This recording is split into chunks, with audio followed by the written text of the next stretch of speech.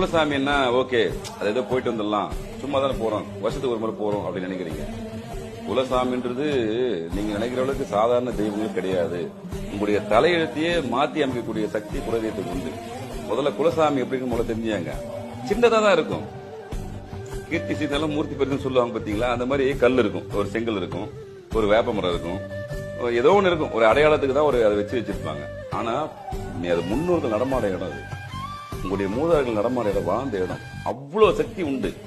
இன்னொன்னு முதல்ல புரிஞ்சுங்க, உங்களுடைய பிரார்த்தனைகளை இப்ப நிறைய பேர் ஒண்ணு சொல்லுவாங்க தெரியுங்களா, நான் எல்லா கோயிலுக்கும் போயிட்டேன், எல்லா தெய்வத்தையும் கும்பிட்டேன், ஆனா எனக்கு எதுவுமே நடக்கலன்னு ரொம்ப நொந்து போயிடுவாங்க.